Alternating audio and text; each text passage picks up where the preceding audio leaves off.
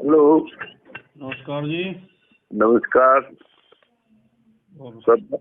सदाराम बोल रहा हूँ। हाँ जी परेशान हूँ आपका। है एक आध मिनट? हाँ जी खूब बताओ। आपका वो लेक्चर सुना मैंने, बहुत इम्प्रेसिव था, बढ़िया था। जी जी जी। और सारी बातें बिल्कुल सही थी। मैं लेकिन एक कंफ्यूजन मुझे अभी भी हो रहा है, क्योंकि मैंने और पढ़ानी है, घर पे ही पढ़ा रहता हूँ ना। तो वो मैं ये कह रहा था कि जो ठेका खेती होगी इसमें जमीन किसकी होगी? कि जमीन तो किसान की होगी, लेकिन वो किराए पे देगा नहीं, उसे उस पे एग्रीमेंट होगा नहीं। कंपनी एग्रीमेंट करेगी 1 साल से लेकर 9 साल तक के लिए। मतलब उसे क्या राइट होगा कंपनी को? कंपनी को राइट ये होगा कि वो अपनी मर्जी की फसल बुआएगी अपनी देख रेख में। नहीं, वो ठीक समझ गया मैं, लेकिन जब किसान की जमीन है वो तो कहेगा मैं तो अपनी खेती जैसे करूँ वैसे करूँ। नहीं नहीं नहीं नहीं, फिर उसका अधिकार खत्म हो जाएगा किसान का। कब? कंपनी ने मान लिया आपसे कांटेक्ट कर लिया। कॉन्ट्रैक्ट जो होता है सिविल, उसमें जो प्रोसीजर में कॉन्ट्रैक्ट एक वो होता है नहीं, वो हो गया, मान लिया वो तो मैंने। आप कंपनी हो, मैं किसान हूँ। हाँ। आप मुझसे कहोगे मैं आपकी जमीन 1 साल के लिए लेना चाह रहा हूँ, मैं आपसे वो करना चाह रहा हूँ एग्रीमेंट। ठीक। एग्रीमेंट भरा जाएगा हाँ। कि मैं 1 साल के लिए, 2 साल के लिए, 3 साल के लिए, जितना भी भरना है। हाँ। अब उसके बाद जो कंपनी कहेगी वो बीज डालना है, जो कंपनी कहेगी वो खाद देना है, जो कंपनी कहेगी उतना पानी लगाना है। हाँ, वो तो मैं समझ गया। ठीक है। हाँ। उसमें प्रावधान फिर ऐसे रखे हैं कि उसमें कंपनी जब चाहे किसान का शोषण कर सकती है। उसमें प्रावधान ऐसे रखे हैं इन्होंने, इसलिए इसका विरोध हो रहा है। वो भी ठीक है कि उसमें कंपनी को मॉनिटरिंग करने का अधिकार होगा। नहीं, मैं सिर्फ मेरा इतना सवाल है और सब मैं सब समझ रहा हूँ कि ये जो कानून आ रहा है ये लागू होगा, और लागू होने के बाद कॉर्पोरेट है एक, और एक है आगे फिर चल के बिचौली और चौली छोड़ के किसान है जिसके पास अब जमीन है। आप कह रहे हैं कि कॉर्पोरेट उसको ठेके पे देगा जमीन को, या कॉर्पोरेट जो है वो किसको देगा ठेके पे? कॉर्पोरेट क्यों देगा ठेके पे? वो तो ले रहा है ठेके पे। ठेके पे ले रहा है, किसान से ले रहा है। हाँ। मतलब किसान ना दे तो कोई जबरदस्ती थोड़ी है।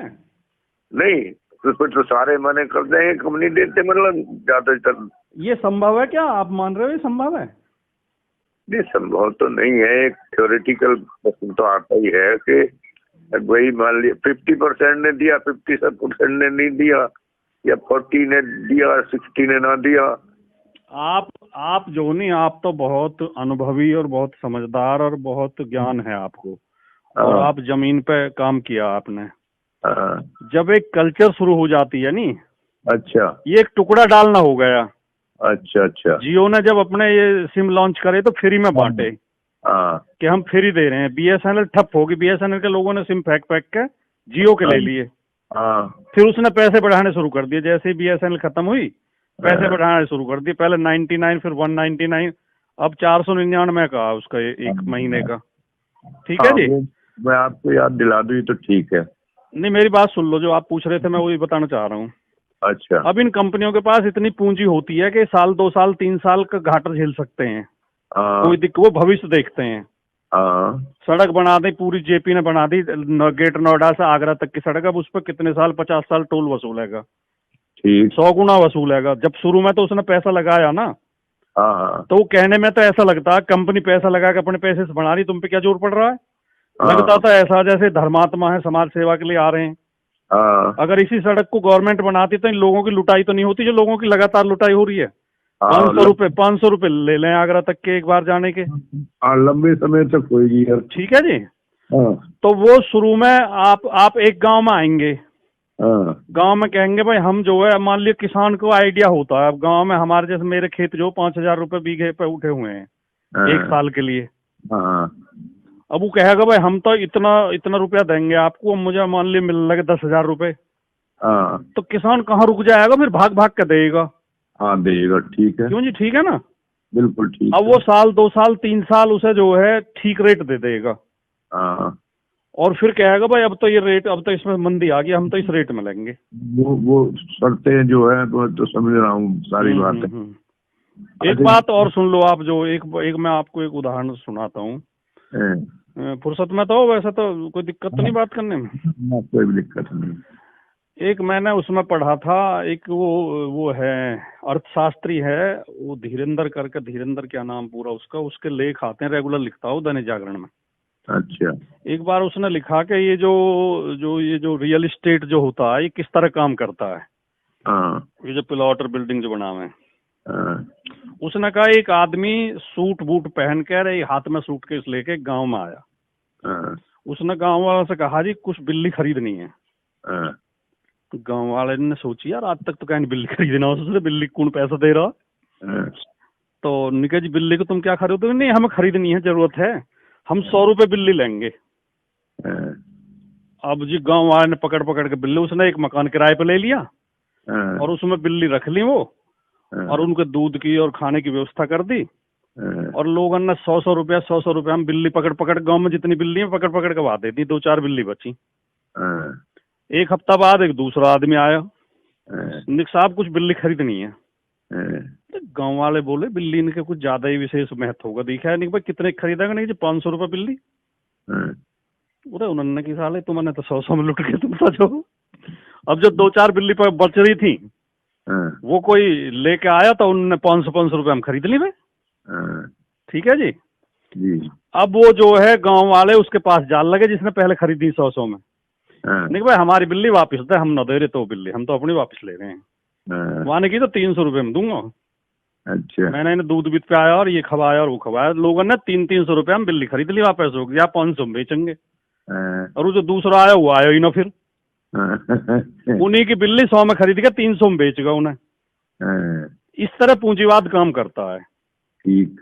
ये यही करेंगे कि पहले जो थोड़ा महंगा खरीद लेंगे और फिर इसमें जो प्रावधान है नहीं, जैसे खेती मतलब उस पर लेगा ना, वो किराए पर लेगा, तो पहले ये बताएगा कि हमें जो फसल बुआनी है हम उसे उस रेट में खरीदेंगे। हाँ वो पहले तो। हाँ अब उसने कह दिया हमसे कि हम अब तुम गेहूं बो इसमें, और उसमें फिर ये क्लॉज दिया है कि उसकी मॉनिटरिंग करेगा वो।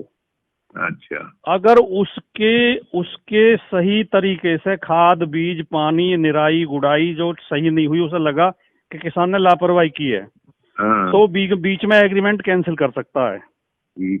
ठीक है जी।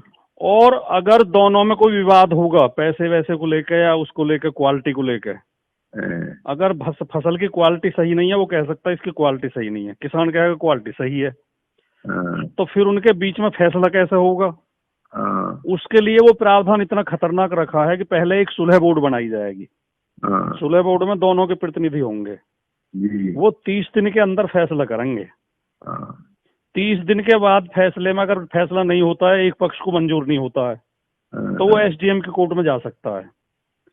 फिर 30 दिन का समय एसडीएम को दिया है, और उसमें ये भी लिखा है कि अगर एसडीएम के कोर्ट में सीधे चली जाएगी पार्टी, तो एसडीएम फिर ये पूछेगा कि तुमने सुलह बोर्ड में नहीं गए तुम? वो कहेगा जी हमने तो बनाया नहीं है। तो एसडीएम पहले सुलह बोर्ड का गठन कराएगा और 30 दिन का समय उन्हें देगा। ठीक है जी। फिर 30 दिन के अंदर एसडीएम फैसला सुनाएगा अपना। 30 और 30 60 दिन हो गए, 2 महीने हो गए। 2 महीने हो गए। फिर उसको एक जो पार्टी असंतुष्ट होगी उसको 30 दिन का समय अपील के लिए दिया जाएगा। 30 दिन के अंदर वो अपील कर सकता। 3 महीने हो गए। अपीलीट कोर्ट होगी, एडीएम या डीएम जिसे डिप्यूट करे। फिर 30 दिन का समय उसे दिया गया, तो 4 महीने का टाइम पूरा है डिस्प्यूट के लिए। अब कौन किसान अपनी फसल खेत में छोड़कर 4 महीने उलझेगा उसमें, ये बताओ। ठीक। और क्या एसडीएम या एडीएम उनके पक्ष में, किसान के पक्ष में फैसला सुना देंगे अंबानी के सामने? ठीक। और उसमें साफ फिर ये लिखा हुआ है कि ये किसी सिविल कोर्ट की ज्यूरिडिक्शन में नहीं आएगा। इस एक्ट के तहत कोई भी विवाद सिविल कोर्ट नहीं सुनेगा। यानी कि वो एसडीएम और एडीएम जो फैसला करेंगे वही सुप्रीम कोर्ट है। ठीक है जी। ठीक है। तो वो क्या करेंगे, मान लिया हमसे गेहूं बुआ दिए उन्होंने, या कोई भी फसल आलू बुआ दिए। अब व्यापारी को लगा, व्यापारी तो बाजार पे पूरी नजर रखता है, व्यापारी को लगा कि इस बार तो आलू डाउन जाएगा, तो वो बीच में कोई बहाना लगा के कि तुमने खाद पूरी नहीं डाली, मैं तो कैंसिल कर रहा हूँ अपना वो जो, ठीक है जी। अब उसने जो किसान को एडवांस दे रखा है उसकी वसूली के लिए वो कोर्ट में डाल देगा, किसान की फसल भी बेचारे की रहेगी, अब उसके पैसे कहाँ से दे किसान। तो उसमें लिखा हुआ है कि इसकी रिकवरी जो है लैंड रेवेन्यू की भांति की जाएगी, एज लैंड रेवेन्यू।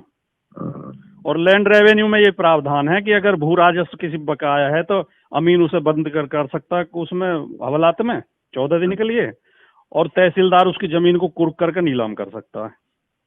ठीक।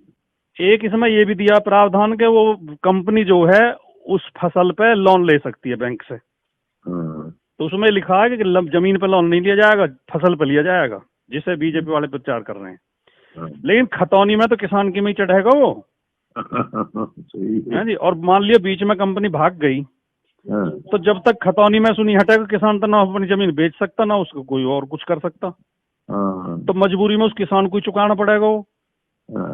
तो ये है मैं ये तो मैं समझ रहा हूँ। और अब इसमें इतनी खबरें आ गई हैं, ये तो मोदी ने बड़ा एहसान करा इस देश पे, मैं बताऊं आपको।